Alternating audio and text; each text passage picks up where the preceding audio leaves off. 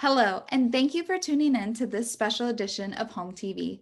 My name's Katie Schroeder, and April was Autism Awareness Month.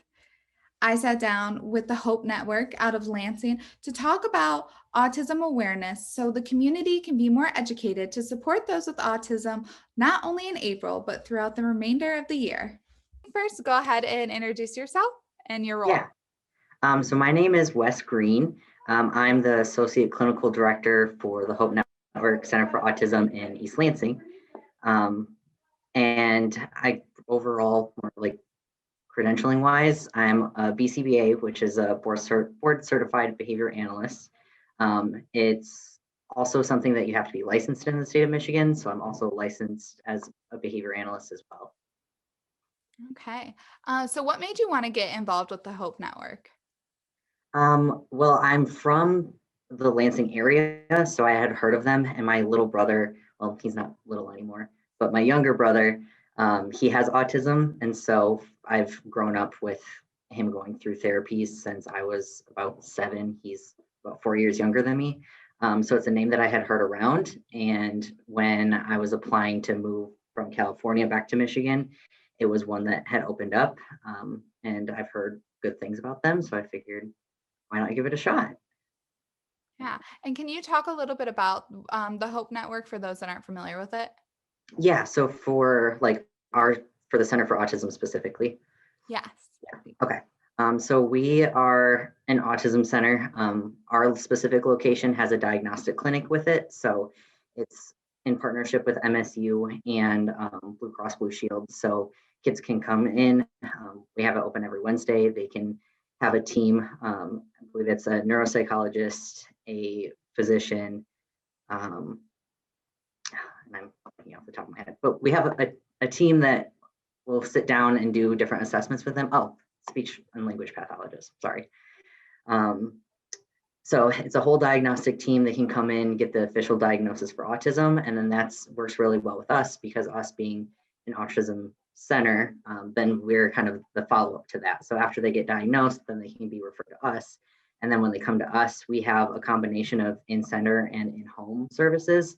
So for our in-center, it's a lot of practicing social skills of like, how do you talk to other people? How do you share toys with other kids? Kind of that type of thing compared to the in-home, which is still can be working on some of those. Like I know that some kids will be working on sibling relationships. So being able to kind of work through that with a little extra help. But it also comes into like daily living skills. Like we have multiple kids where we're practicing like eating with a fork. So similar to what occupational therapy will, what they'll do, but we kind of are a combination. So any kind of functional living skills that they may need. We have a couple of kids that are toilet training,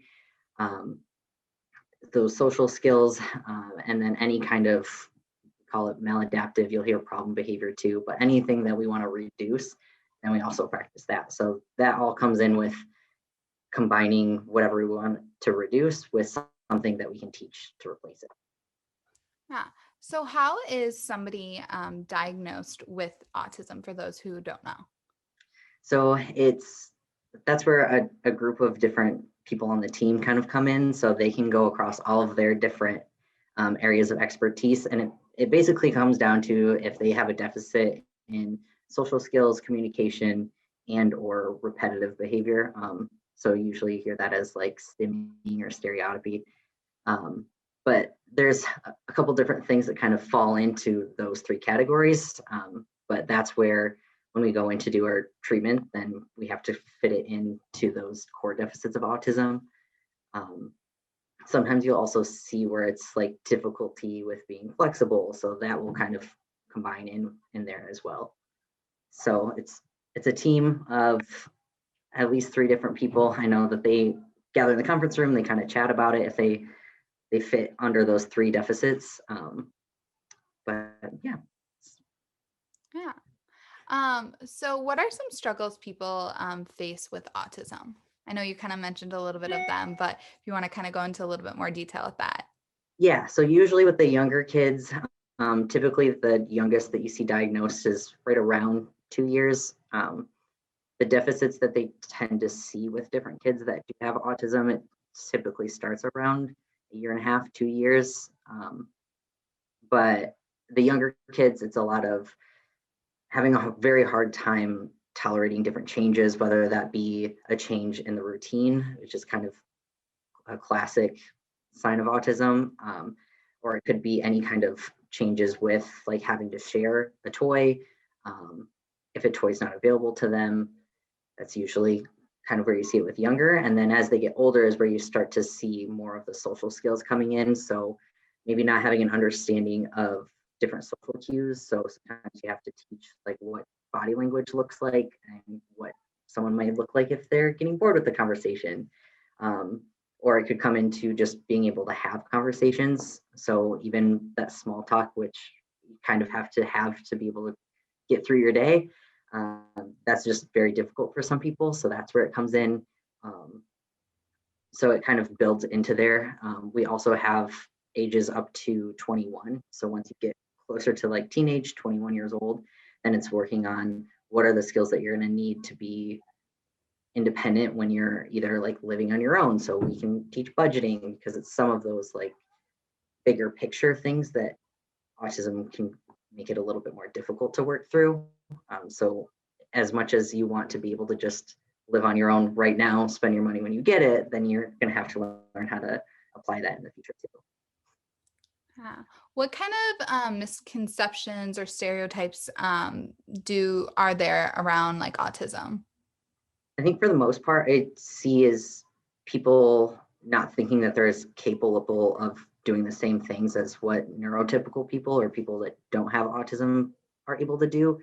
There are some things where I think people are just kind of like, oh, well, they take so long to learn something, they just don't know how to do it. Or if they aren't a kid that talks, then they don't understand what we're saying to them. But like, I've seen many kids where they may not talk, but you can have a full, like, all right, we got to do this and this and this, and they're able to do it. So I think it's just that misconception of not knowing as much as what they would expect to be. So even if someone is 13, it doesn't mean that they don't understand as much as a 13-year-old. So you get where some people I think tend to like baby, I guess, or like infantilize a little bit people that do have autism and don't expect them to be capable of as much as they actually are. Yeah. How can others help support people with autism rather than having these like misconceptions? I think general understanding. So if you're seeing something of, I think it usually comes out with like stereotypy or very repetitive movements. It's seen as weird. So it's just kind of flipping that of there's something that we learn all through becoming a behavior analyst and into being a BCBA is everything that we do, it has some kind of reasoning behind it. So there's some kind of reasoning as to why you and I do something, the same as why like our kids here at the center do something.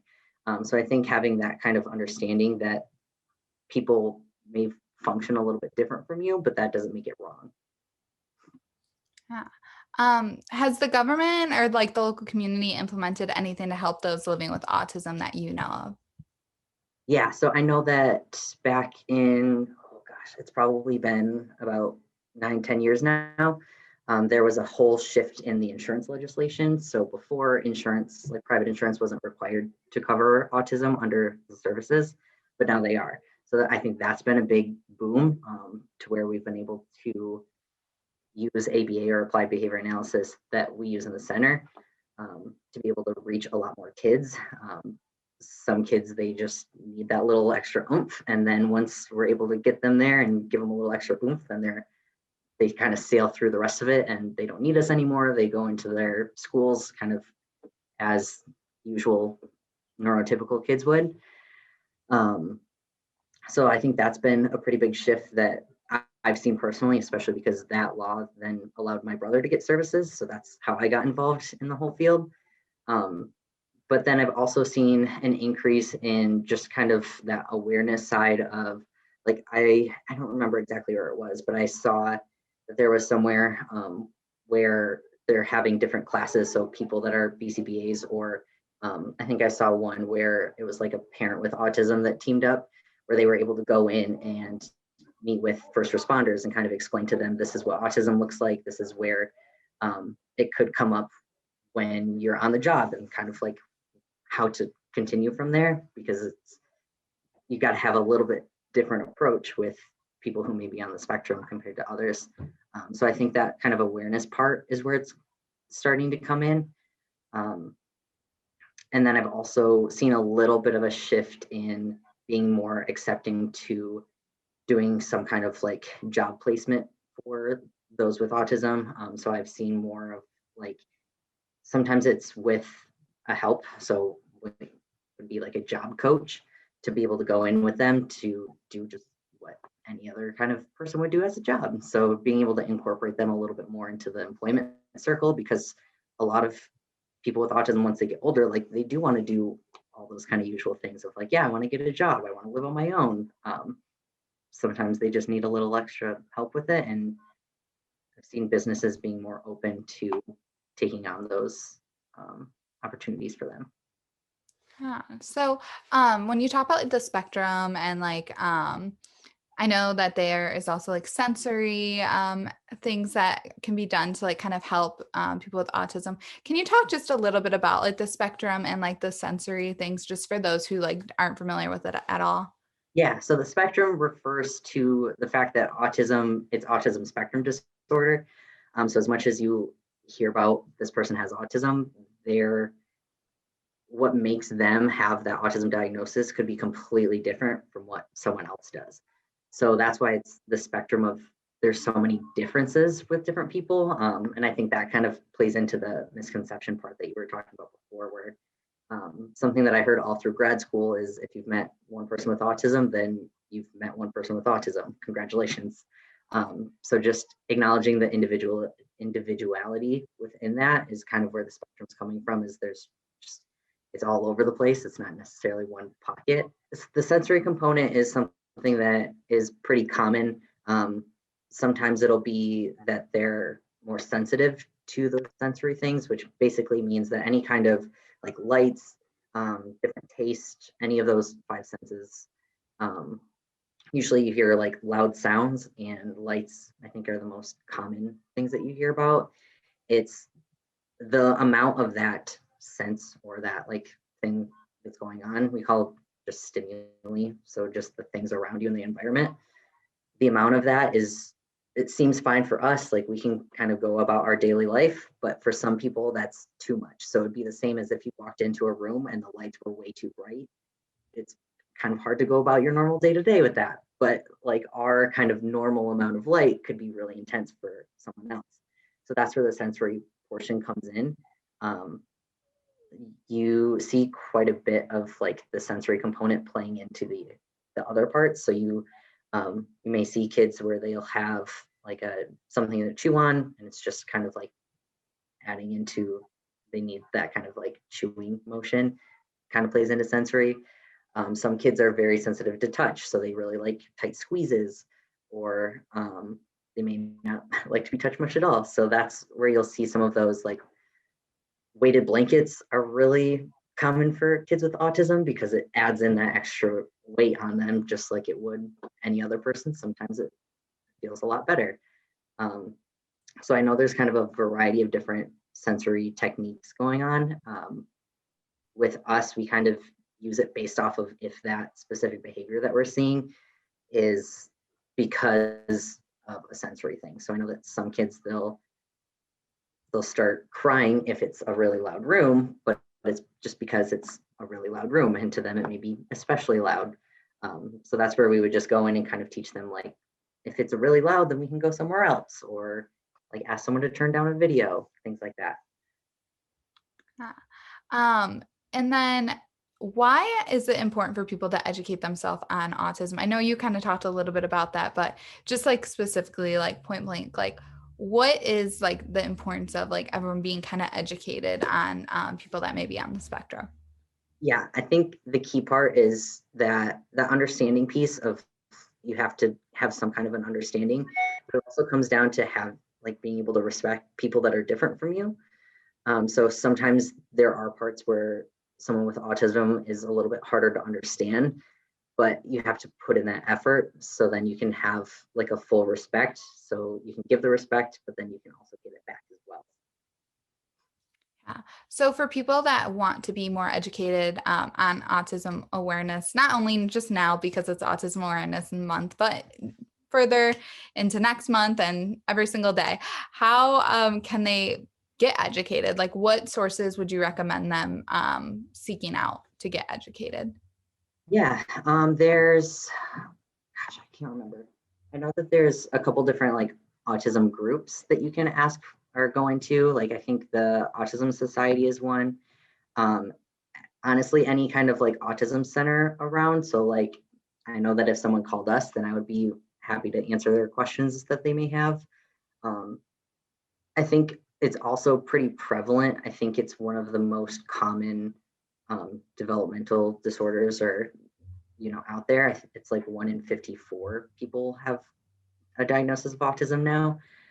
So anyone that's in the community, I think, is going to be your key person. So like in my job, I'm a part of a bunch of different groups where it is a bunch of people with autism talking about what they want to see, especially with ABA specifically, of like, this is the ABA experience I had, this is what I maybe really liked or I didn't like. So I think that the key point is to reach out to the people who do have autism. And I know that there's different groups out there, especially depending on what kind of region you're looking for. So I think they're the ones that are living through it, that have the diagnosis. So they're going to be like the key people in there. Is there anything else like you'd like the community to know? Like as the general public kind of community. Yeah, like as the community, I would just say, yeah, the general public that may be watching this. I think the overall thing is just a matter of keeping yourself aware, yes, but also taking action. So I know that there's been a shift from like autism awareness to autism acceptance. And it's because it has more of that verb in there of like, yes, you can be aware of something, but you also have to take in the next step of being aware of it, and then accepting it. So then having that respect portion, understanding why certain things may look different and why they're different from you, and being able to kind of meet people where they're at as well.